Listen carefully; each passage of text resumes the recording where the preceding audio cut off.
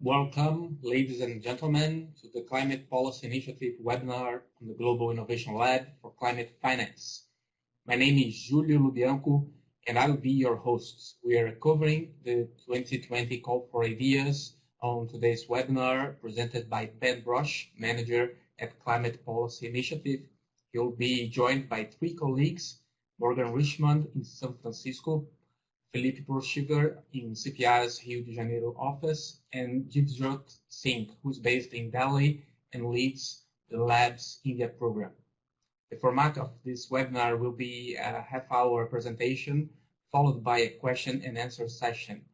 All attendees will be on mute. During this time, you are welcome to submit questions by typing them in. We will address questions during the Q&A session. We are also happy to answer questions via email after the event. As a reminder, the webinar is being recorded and will be available online after the event. And now I will turn it over to Ben Brush. Ben? Thanks, Julio, and thanks everyone for taking the time to join us today. And welcome to this webinar on the Global Innovation Lab for Climate Finance, or the Lab. As Julio mentioned, my name is Ben Brochet, and I'm the program manager for the lab, and I'll be kicking off what should hopefully be an engaging discussion today. For those of you who aren't familiar with Climate Policy Initiative, or CPI, we serve as the secretariat for the lab, and our mission is to help governments, businesses, and financial institutions drive growth while addressing climate change. We're a global institution with offices in Brazil, India, Indonesia, Kenya, the UK, and the US, and we serve as the secretariat for the lab. So moving on to the agenda, the format of this webinar will be a half-hour presentation. As Julio mentioned, we'll cover an introduction to the lab, 3 brief case studies on recent lab instruments to provide some deeper context, as well as some points about the lab's impacts to date, and an overview of the 2020 Call for Ideas. Then the presentation will be followed by a Q&A session. You'll be welcome to submit questions at that time by typing them in, and we'll address them as best as we can. We are also certainly happy to answer questions via email after the event.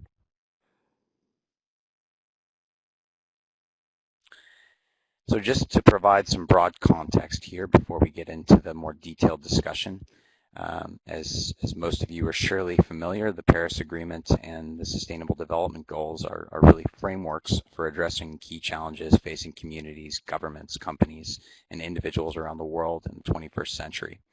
And as we enter the 2020s, the actions laid out in the Paris Agreement and the SDGs are more urgent and acute than ever. It's crystal clear, like never before, that we must run and not walk.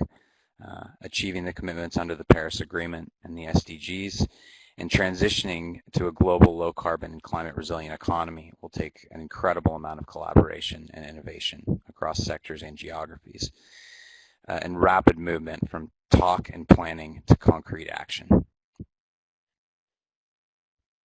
Scaling up sustainable investment will be a crucial element in this transition. According to CPI analysis, there was an annual average of $579 billion invested in climate change mitigation and adaptation in 2017 and 2018. While it isn't clear exactly how much investment will be required to achieve a 1.5 degree scenario, it's well into the trillions of dollars. For example, the IPCC estimates that a $1.6 to $3.8 trillion annual investment in supply-side energy systems alone is required to keep warming within a 1.5 degree scenario. We need to move from billions to trillions rapidly, and the majority of that funding will need to come from the private sector. There's several barriers that stand in the way of scaling up investment in climate finance and green growth. These include policy and knowledge gaps, inadequate access to or a high cost of capital, and a key factor here is investor risk, whether real or perceived. And this is particularly true within the context of developing and emerging economies. So how does the lab aim to tackle this challenge? The lab was established in 2014 and aims to play a key role in bridging this investment gap by identifying, developing, and launching sustainable finance solutions that have potential to drive billions of dollars in private sector investment into low-carbon, climate-resilient projects in developing countries. The lab tends to focus on earlier stage ideas and often ideas that employ a blended finance approach, leveraging public or concessional finance effectively in order to de-risk and catalyze private investment in key sectors. So in terms of who makes up the lab, we're fortunate to have a diverse and broad network of partners that include investors and climate finance experts from governments, financial services firms, development banks, philanthropies, and corporate partners from other sectors, with CPI serving as the Secretariat. The lab's theory of change revolves around three key pillars: the importance of collaboration between the public and private sectors, and openly sourcing concepts for transformative financial instruments from innovators around the world, many of you on the call, and a powerful network of financiers and policymakers to move solutions selected by and developed through the lab into action. And finally, just a quick overview of how the lab works.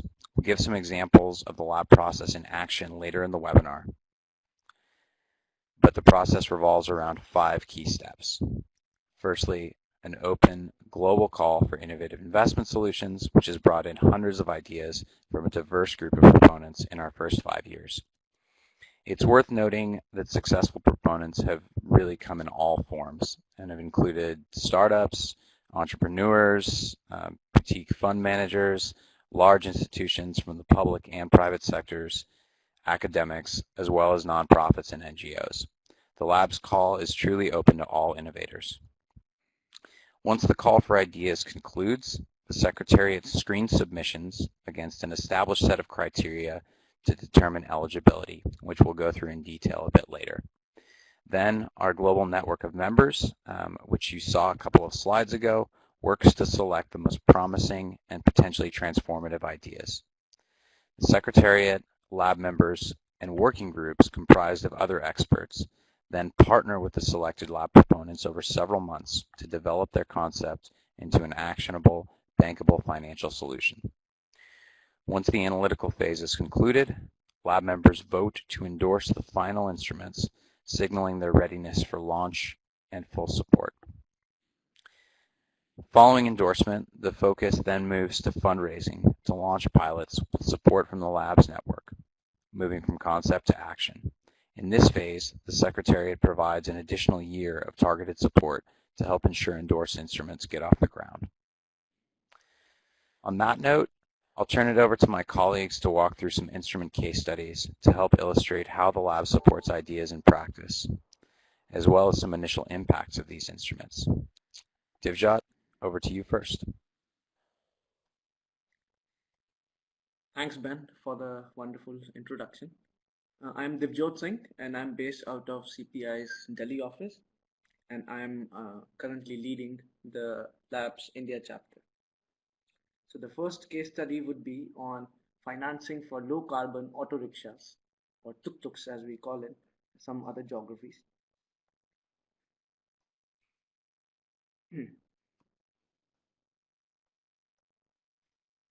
So this instrument is a financing facility that provides lending to auto rickshaw drivers for them to be able to purchase electric auto rickshaws. The proponent is a Bangalore-based company called Three Wheels United. So as we know, in the current scenario, auto rickshaw drivers in most cases are unable to acquire financing from banks since they do not have a credit history. Thus, they have no other option but to rent out the auto rickshaws and are trapped in a situation of continual rental payback. So this idea, in addition to promoting electric mobility, also helps uplift the auto rickshaw drivers through asset ownership. The company had initially facilitated financing through off-book lending, that is, commercial banks would lend out to the drivers, and this company would be the middleman, identifying the rickshaw drivers and performing the due diligence. They had actually been quite successful since the default rates were less than 1% and their order book was growing. With time, however, they realized that in order to scale up, they need to set up their own financing facility, since the banks are usually very conservative in their lending practices, and conforming to each bank's processes slows down the scale-up process. This is when they had decided to apply for the lab and got selected as one of the ideas. Through the lab, the Secretariat has assisted the proponent in defining the legal structure of the financing company, fine-tuning its capital structure, helped in the preparation of the investment memorandum, connected with potential investors, and facilitated discussions with app-based mobility companies to explore possible partnerships. So, as you can see in the evolution of the idea, the company was able to set up and register its own financing company, which is called a non-banking financing company, or an NBFC. This was earlier in 2019 and has started lending out through this NBFC. However, loans are currently financed by their equity, which is usually expensive. Fortunately, they have been able to raise around $2 million worth of junior debt through introductions facilitated by the lab. The presence of this junior debt will provide comfort to senior debt investors. The company is in talks with different investors and is close to raising about $10 million in senior debt funding. This will lower the overall cost of the company considerably, and the proceeds from the funds will be used for scaling up in 2020. I'll now hand over to my colleague, Philippe.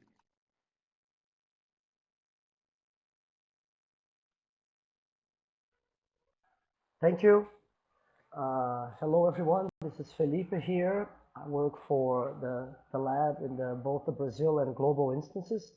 And I'm here to talk a little bit about the distributed energy for social housing project. Distributed energy for social housing is a Brazil lab instrument that aims to deliver clean, affordable energy to low-income households. Energy is generated in solar farms and attributed to households who end up paying 10 to 15% less on their energy bills. Moving on to the next slide. Distributed solar energy is mostly available to companies and higher income households in Brazil. This is due to the significant investments required and low credit availability. A large part of the equipment is still imported and subject to high tariffs, while financing is limited and expensive. Moreover, most low-income households lack the required rooftop area for solar generators. On the flip side, this constrained reality leads to an opportunity. There are over 70 million customers today in Brazil who fall within the low-income category and pay more than 15 cents on the dollar per kilowatt hour. Solar energy can provide significant discounts to these customers, especially at this tariff level.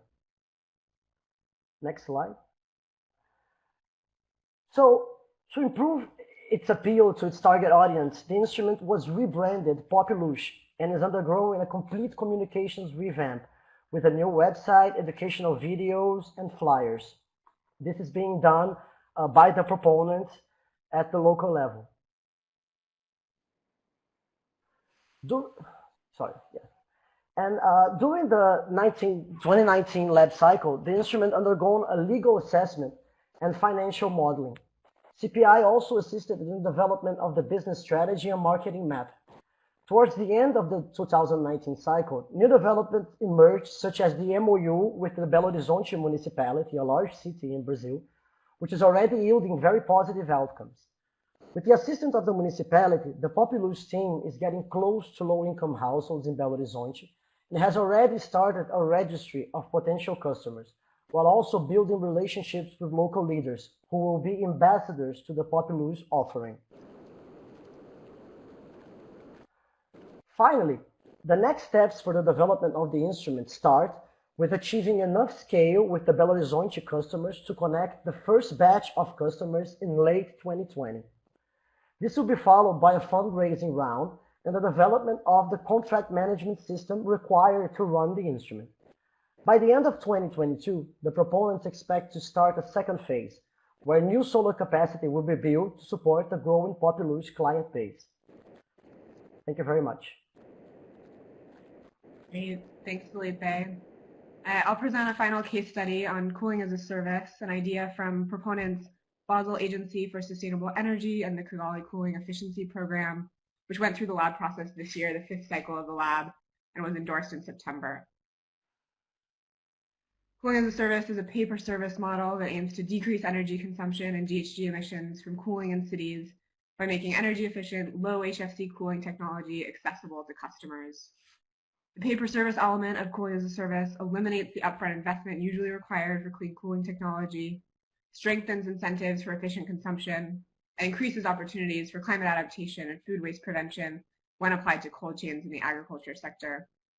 To support development of the cooling as a service model from selection in February 2019 to endorsement of the idea this September, lab support activities included financial model development and analysis of varied financing and cost scenarios, interviews conducted with cooling and financial structuring experts, target market analysis and mapping to assess optimal geographies for the model, and feedback from a lab member working group that provided ongoing support as the analysis developed. During the lab process, we worked with the proponents to develop an implementation pathway shown here to map out the stages of cooling as a service from preparation to financing, transaction, operation of equipment, and end of contract. Since endorsement by the lab in September, Cooling as a Service has been gaining visibility, and in November, the proponents launched the Cooling as a Service Alliance at the meeting of parties in Rome to support the process of mainstreaming the Cooling as a Service business model into the market. The idea of the alliance is to create a collaborative environment between stakeholders active in the market, as well as facilitators to create a common understanding of cooling as a service, spread the word about the model, build capacity, and implement the model in different sectors and regions. The proponents are also supporting the implementation of the model in the Dominican Republic, Jamaica, India, and South Africa, with global manufacturers, local developers, investors, banks, and market facilitators across several sectors. These efforts are ongoing and are intended to pilot the instrument, which will then be scaled across geographies and sectors. I'll shift now to a brief summary of some of the highlights of the lab's impact to date. The 41 lab instruments that have been endorsed since 2014 address investment barriers in a range of sectors and regions, with 19 addressing renewable energy barriers, 18 in the cities and transportation sector, and 13 in water, land use, and agriculture sectors. Lab instruments are fairly evenly distributed across geographies, with 20 to date targeting Asia, followed by 16 and 15 respectively targeting Africa and Latin America. These numbers don't sum to 41, as many lab instruments address barriers in multiple regions and sectors. Thus far, lab instruments have mobilized more than $1.9 billion towards climate action, including more than $300 million invested by lab member institutions, catalyzing the remaining $1.57 billion in additional investment. That almost $2 billion mobilized by lab instruments is more than 200 times what funders have invested in the lab secretariat. Lab instruments have mobilized more than $800 million from the private sector. Of that investment, more than 90% has come from institutional investors and commercial banks, and a small amount has come from private equity investors. Private investors also co-invest in projects on the ground and in replication of lab ideas, which we acknowledge is more difficult to measure quantitatively. And finally, focusing in on lab member investments, investment of $320 million by lab members has catalyzed an additional $1.26 billion in investment in instruments by other investors, and those investments further catalyze co-investment and replication of instruments in new geographies and sectors, which has totaled $310 million to date. I'll pass it back over to my colleagues to talk through the call for ideas.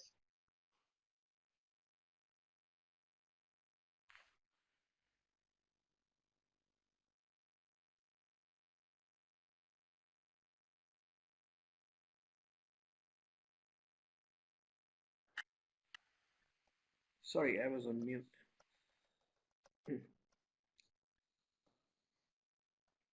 Yeah, so I'll talk about the latest call for ideas.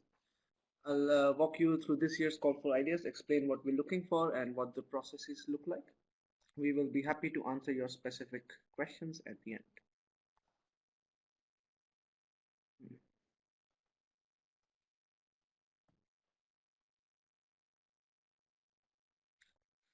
So, as we've already mentioned earlier, the lab looks for innovative catalytic ideas for financial instruments that can accelerate climate-related investments in mitigation, that is reducing greenhouse gas emissions, and adaptation, that is adapting and building resilience to the effects of climate change.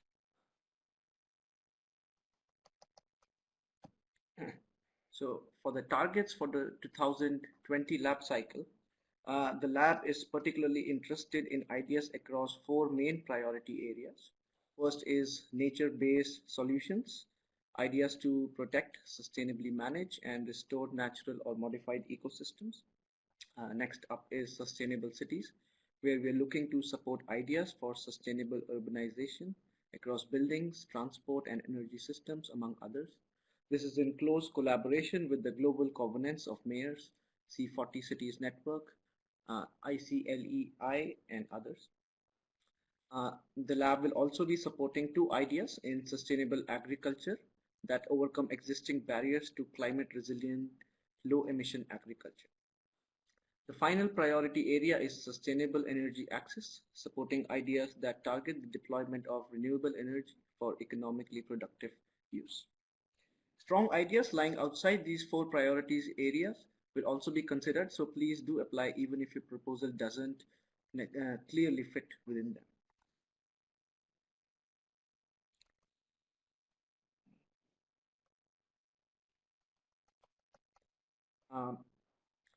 I'd also like to mention that this year we also have a dedicated regional focus area on Brazil, India, and Southern Africa in the themes mentioned on the last slide or other climate relevant sectors. Though these are 2020 priority areas, the lab welcomes ideas outside of these regions as long as they target climate relevant investment in developing countries. I'd just like to add that the deadline for submissions is midnight US Pacific time on December 20th. That is 17 days from now. Finalists will be notified of their status in mid-February. I'll turn it back over to Ben to go through the lab criteria and selection process. Thanks. Thanks, Divjot and all. Just to dive a bit deeper into how the ideas are screened, idea submissions are assessed against 4 criteria, which are available on the website and on the submission form. The first is actionability. Strong candidates will identify entities able to implement the idea and a clear pathway to doing so, including a defined time frame, key activities, and project milestones. They should also identify potential challenges and strategies for dealing with them. Next is innovation.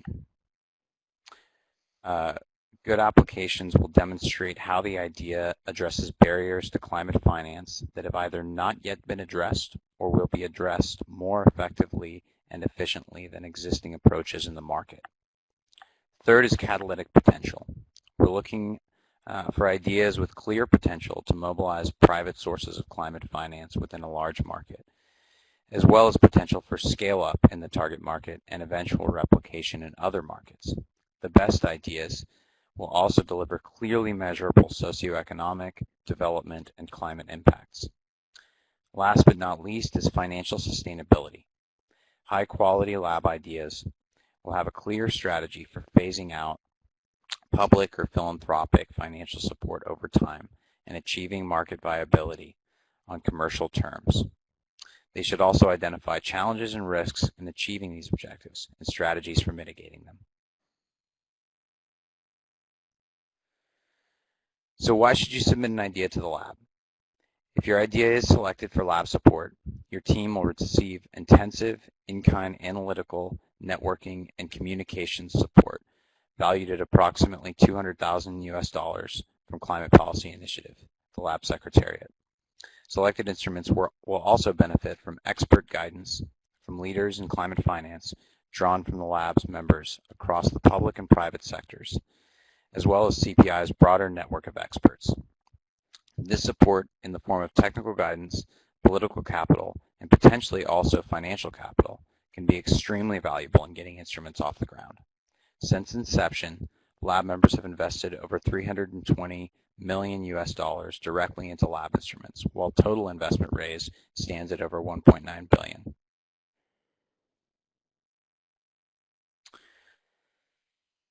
So once ideas are selected, they go through a development phase from approximately February to August, refining instrument mechanics, developing financial models and impact assessments, identifying risks, and developing an implementation plan. Other activities will be completed as well. It really just depends on the nature of the instruments and the needs assessment that is conducted earlier on in the lab process. In September, lab members convene and vote on whether to formally endorse each instrument, a process in which CPI's communications team helps to develop core promotional and analytical materials, and in which proponents will have the chance to pitch to potential investors and donors. After endorsement, basically there's a shift to implementation support, where CPI provides light touch analytical support on one or two further deliverables, with continued networking and publicity support over a one-year period. So at this point, I think we can go ahead and move on to the latter half of the webinar.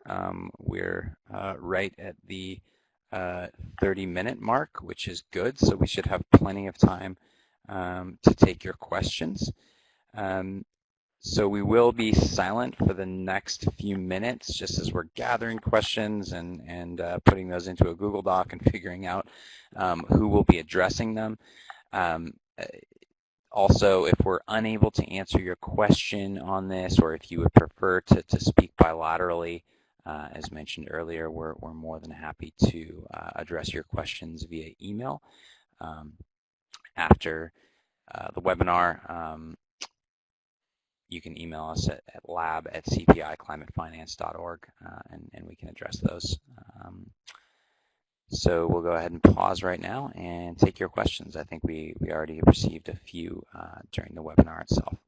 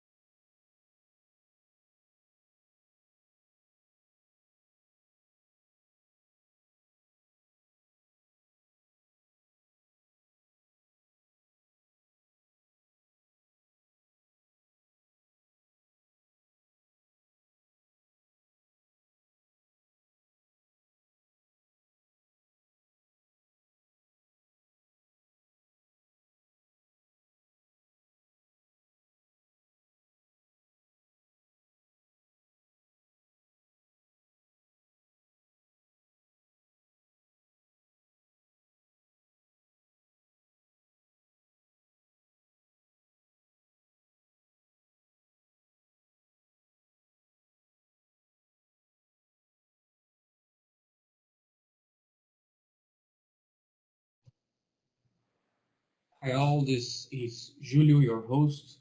We'll be addressing a few questions right now. You can continue to type them on the chat box while we respond the ones that were already asked. So we are starting with two questions from Jacobo Burgos. Thank you for your question. To Ben, if we want to submit an idea under sustainable cities, does it have to come in in partnerships with cities networks? And following up, has any select idea ever been rejected and not endorsed after it has been developed? Ben. Great, thanks, Julio, and thanks for the questions, Yakbun. So in terms of submitting an idea under sustainable cities, you absolutely do not have to submit that in partnership with the cities network. We'll be working through the lab process actually to connect you with those cities partnerships and receive input from them through the working group process in the event that your idea is selected. So if you're interfacing with say ICLEI or C40 or those networks already, that's a great thing to put into your application, but it's certainly not a precursor. And the successful cities ideas from last year didn't submit in partnership or anything like that. On your second question, yes, there have been ideas that have been not endorsed once they've been selected and entered into the lab process. Endorsement is something that lab members take very seriously, and it's important basically for the ideas to be hitting all the milestones the lab membership meets at the end of the first development phase, the instrument design phase, to ensure progress is on track. So that's something that we put in place to help ensure that selected ideas have the best chance of getting endorsed, but in certain cases they have not been. Okay, Julia. thanks, man. Now a question from Marlet Betren. Can you elaborate on your comment on other geographies that are welcome? Do ideas that are not in those target countries get weighted less than those that are? And also a question from Michael Murray. As you mentioned, solutions can fall outside the priority sectors and developing countries. If the proposed solution is global and covers many sectors, do you suggest selecting other for sector and geography in the application? Does this impact the solution's chances of being selected? Ben. Both fantastic questions, and I think quite related. So maybe I'll speak to Michael's question about how ideas are assessed. So firstly, each idea will be assessed individually, and there'll be a determination made in terms of whether it fits within one or more of the priority sectors and regions. So even though you're asked to self-select that, it is something that we take very seriously and want to make sure that those are properly categorized. Having an idea that is global in scope will certainly not be a detriment. Many of the successful lab ideas have been applicable in multiple geographies, and in fact, if you illustrate a pathway to scale up and replication in your application, that's a very positive thing for the quality of your idea.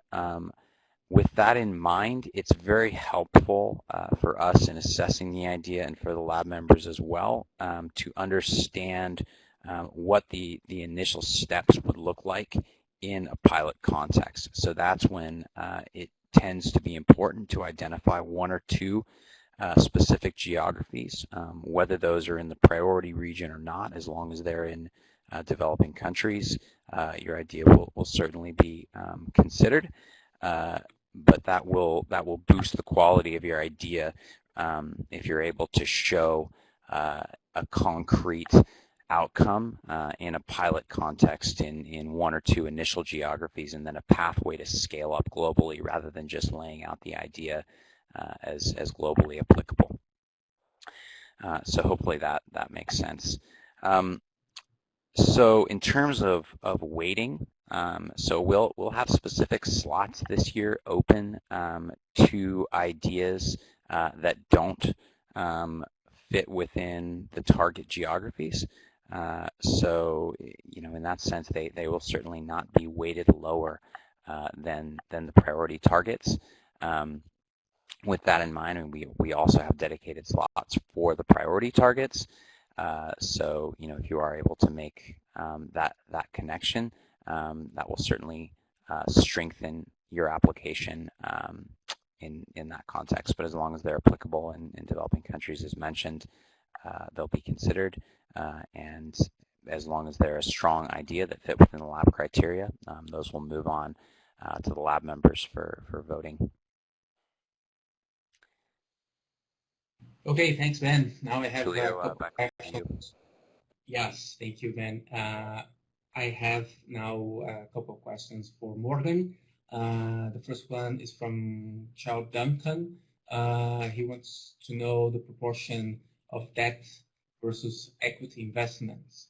And also a similar question from Etienne Thompson. Where can I find information on continued progress on earlier selected initiatives for lateral learning? Morgan. Great. Yeah, sure. So on the first question, in the debt versus equity investment, in terms of the total mobilized finance, that almost $2 billion, equity and debt investment to date are approximately 50-50, and including both concessional and commercial finance. So fairly even. And similarly, the proportions are approximately even in terms of the funding types sought by those lab instruments. So of the 41 lab instruments, many are seeking both, but of the ones that are seeking one or both, the proportions are approximately even. And then in terms of where you can find information on continued progress, very happy to have the interest and information on all of the 41 lab instruments to date is on the lab website, on the ideas page. And there you can find within a news section information on how the lab ideas have progressed since endorsement.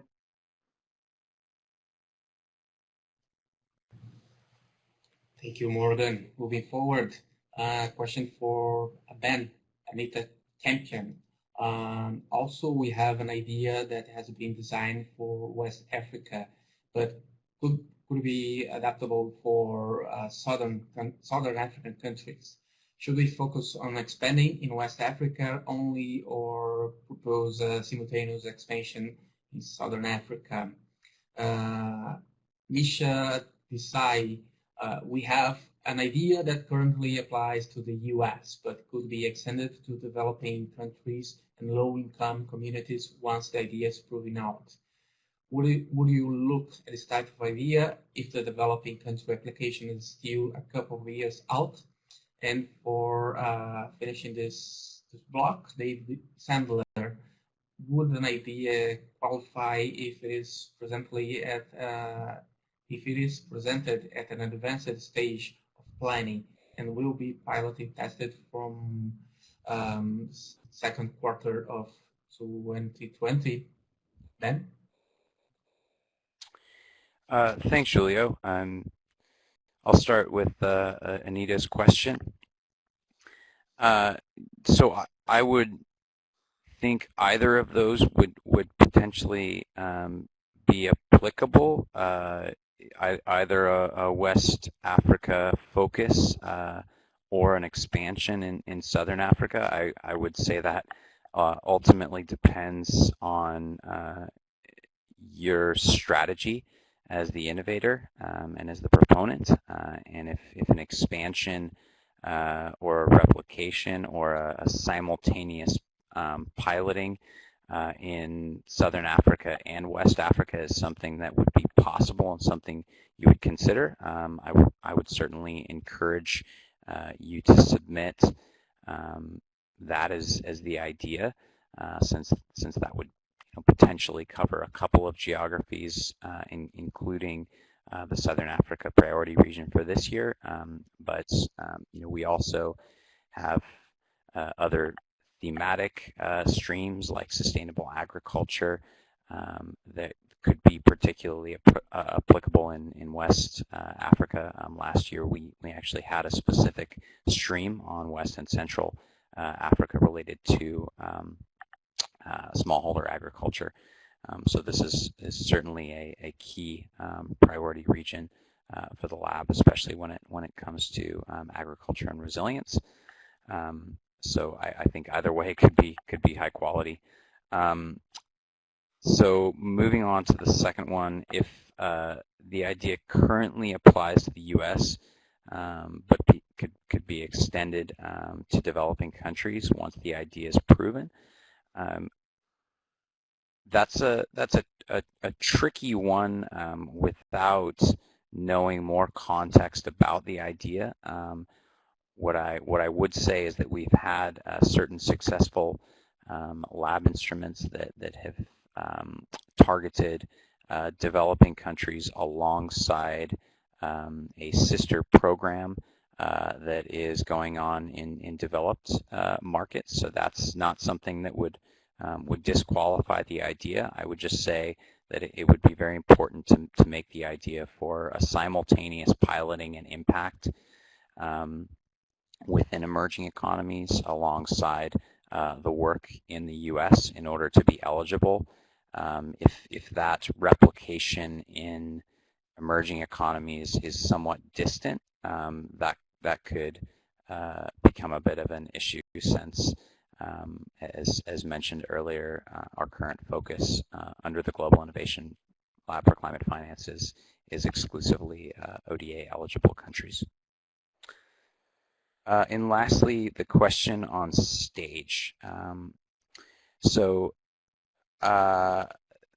this is an idea with a pilot that is due to be in place from Q2 2020.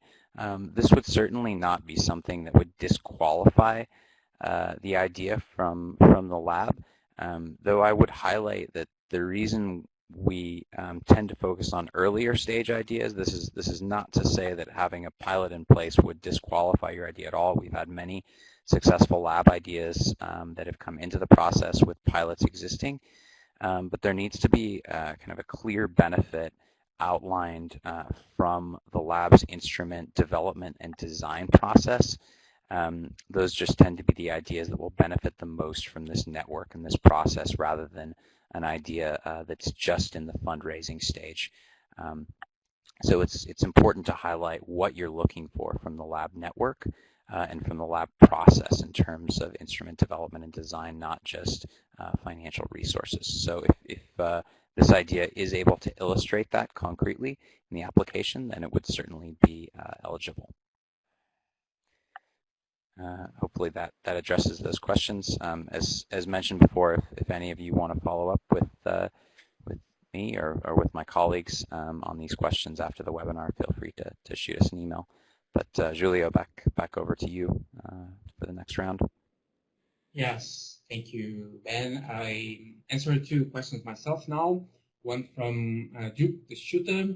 Where do we find the submission form template? Well, it's on our website, which is also on the screen. I put a link on the chat box, so just click there and you find our form. And the other one from Anne-Marie, related to the West African support to smallholders with implementing being ECOWAS EBIT. Where can I get detailed information from more on-the-ground operational point of view? Anne-Marie, thanks for your question. I'll leave my email and we can put you in touch with the lead analyst from CPI as well as the proponents. Or you can also check our website for the instrument analysis. I hope this helped you. I have another round of questions for Ben, all about funding. So Ben, Iman Fuad questions asks, what's the scale of funding per proposal? Tim Boston-Meyer, the amount of $200,000 US, does that mainly cover the cost of the climate lab? To Duncan, so lab funding assistance is in-kind value equivalent to $200,000 US, then pitch for donors, investors. So there is no direct funding grant from the lab itself. And another one from Anne-Marie, what funding support do the lab members and GIZ and so on actually provide? Back to you, Ben. Sure. Yeah, so this is a question that certainly comes up every year. So just to be very clear, currently the lab itself is not a provider of funding as a guaranteed part of the program. So that $200,000 US is in-kind value. That is CPI's time and resources that are dedicated to you as the proponent in the lab process. There is no fixed amount. With that said, as hopefully was quite clear from the impact numbers that Morgan went over and the piece that I touched on at the end in terms of why submit, lab members have been very active investors into lab instruments to the degree of over $320 million over the past few years at this point. And Lab Ideas have also had a very strong track record in terms of raising funds from other investors, both within the broader lab network and outside of that network, coming through the program. So while there isn't a dedicated sum of capital, the value is quite significant in terms of access to that network, design support, and potential for financial capital being deployed through the lab network. So hopefully that speaks to both of those questions.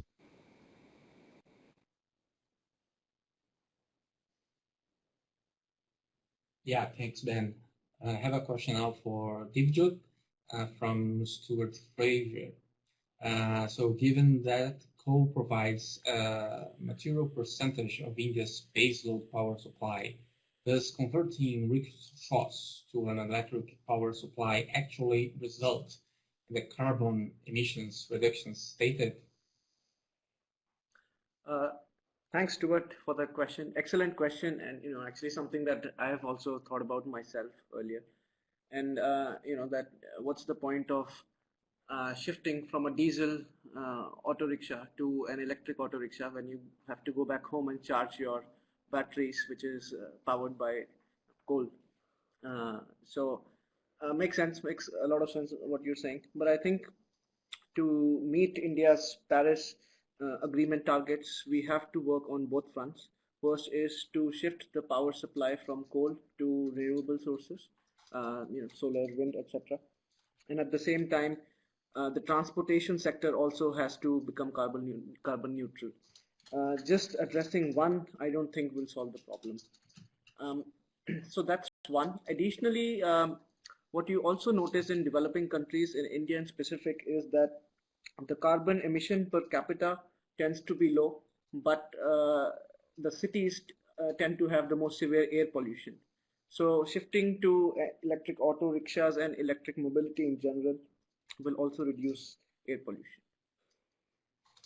So these are my thoughts. Thank you very much, Divjot. Now a question for Felipe, a question from Victor Ortiz.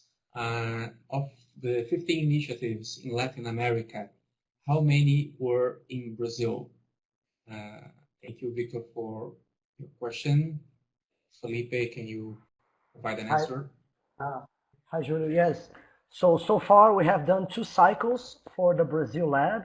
Okay, and those were the initiatives that were actually focused in Brazil. And of those 2 cycles, we had 6 ideas so far. So 3 in each cycle. This coming year now, we are doing a new cycle for the Brazil lab, and that will lead to to two additional ideas. So by this time next year, we will have 8 ideas developed in Brazil.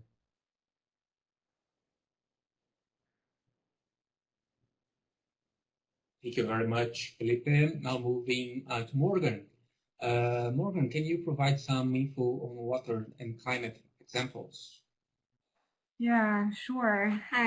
So a couple of examples, and I'll also highlight that on the climatefinancelab.org ideas page, you can see more idea and actually filter or search water to see more details. But a couple of highlights: the water financing facility was an instrument, or is an instrument, that mobilizes domestic investment into climate-compatible water sector projects through the local bond market. And so that one, a pilot in Kenya was established in 2017, and work is ongoing on implementation. And then a second example is the Cloud Forest Blue Energy Mechanism, which engages hydropower operators in Latin America to pay for upstream forest conservation and restoration through a pay for success model. So those are two examples. The water sector ideas span both resilience, well, I suppose mostly resilience-focused, adaptation-focused climate ideas, and more are available on the lab website. Yes, thank you very much, Morgan. So we are reaching the end of our session. I'll ask the next round of questions for Ben to answer, and I encourage you to keep typing your questions or connecting with us later so we can answer you all. So Ben, can development of tech platforms be supported by the lab? Also, is there room for the lab to cover costs related to our consulting firm linking to financial providers in new markets? That's a question from Anita, and also from Peter. Those solutions regarding plastic as a material funding plastic recovery and recycling be of interest. Ben.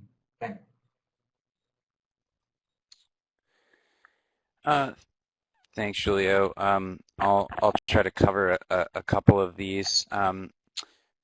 So just to be clear, I think maybe this will address a couple of these questions.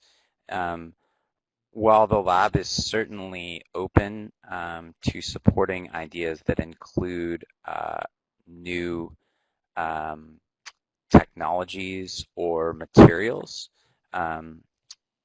in terms of actual structural innovation, our primary focus is on financial innovation. So if you are proposing an idea for a tech platform or a innovative new material that is connected to a financial instrument, which could include ideas like those that we talked about earlier.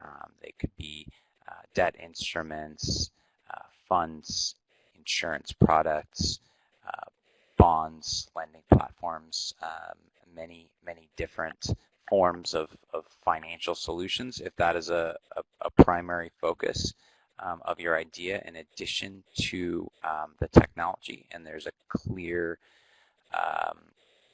ability to address market barriers that aren't being addressed currently in the financial markets in the target country or countries, then it would be eligible. But the lab is not in a position to support the development of new technology specifically.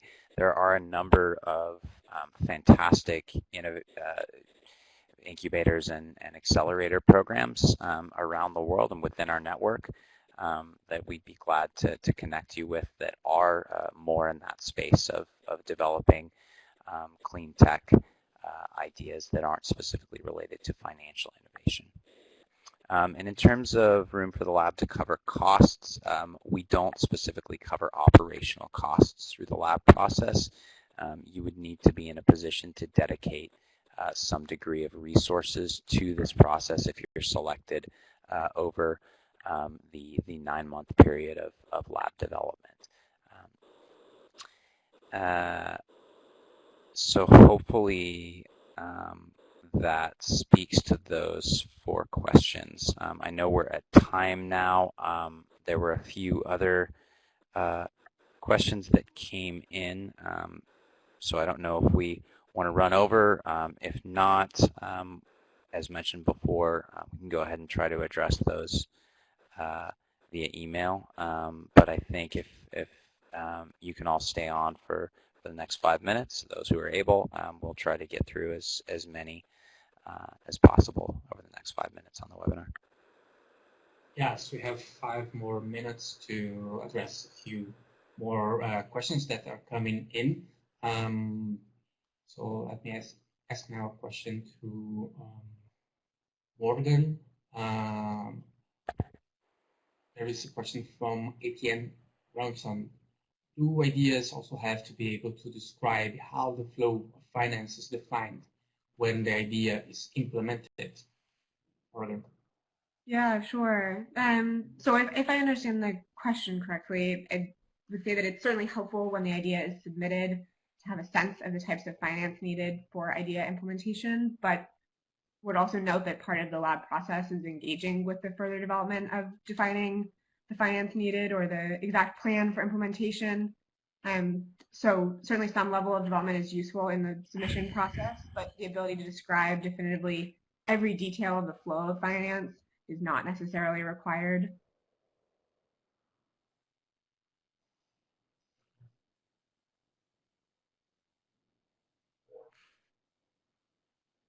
Yes, thank you, Morgan. Have time for a few more. And to you now, can one submit more than one idea? And also, can one submit 2 instruments using the same platform in one application, one focusing on nature-based solutions and the other one on sustainable cities?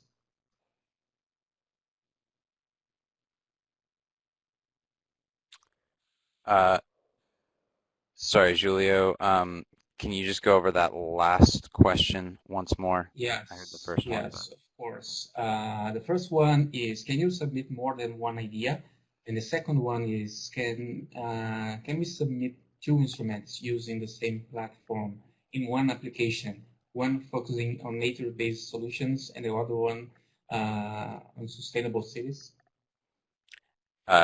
Yes, absolutely, to both. And we would encourage you to do so. Please feel free to submit as many ideas as you would like, even if they're related to different sectors or geographies. There's certainly no restriction on that. Thanks, Ben. There are a few questions about ownership, concerns about what if other companies on board copy the ideas that are submitted. Ben, can you take this one too? Sure. Yeah, glad to take this. So just to make a couple of points here. So firstly, in terms of CPI's role here, we do not have a financial stake in the lab instruments. The work conducted through the lab process is the results of this work are publicly available, and they're driven by our mission to share the outcomes and to help support the replication and rapid scale up of investment into climate relevant projects. With that in mind, we work very hard to protect proponent IP in anything that's considered commercially sensitive. When proponents are selected into the lab process, we'll sign an MOU and a 2-way NDA between CPI and the proponents to ensure there's a mutual understanding of this shared relationship where we're sharing potentially commercially sensitive information. Then that is not things that are commercially sensitive are not disclosed to the working groups or to the lab membership. With that in mind, the general concept, framework, and instrument design are things that will be made available to the lab membership. So I would say if there's anything specifically commercially sensitive that you would put in your application, you would need to flag that. Otherwise, if it's a successful idea in the first round of screening, that would be shared with the lab membership. But if you're concerned about any of these members knowing about the structure of your idea, that this probably wouldn't be the right program for you. I mean, it is a collaborative partnership based program. We haven't had an issue in the past with lab members stealing proponent ideas. Yeah, so hopefully that addresses it. We do what we can to protect IP on anything that's commercially sensitive. Yeah, I mean, if this is a program where lab members would know about the structure and basic concept of your ideas.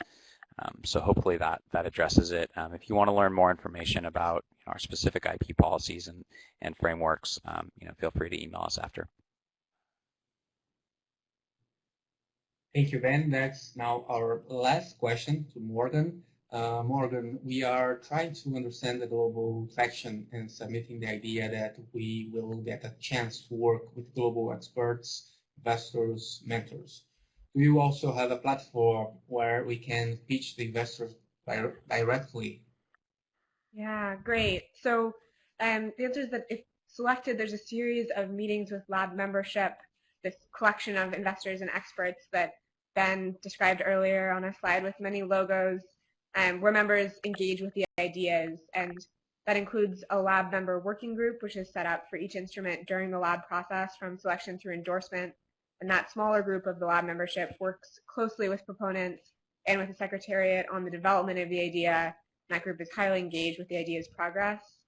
And then the process from selection to endorsement also includes several phone calls and in-person meetings with all members.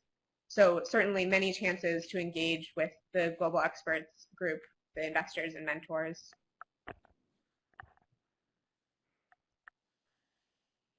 Thanks, Morgan, and thank you all very much for your interest and questions. We now conclude our webinar. If you have a question that did not get answered, please send an email to lab@climatefinance.org. The recorded webinar will be available on our website within 5 business days. Thank you for joining us today. Until next time.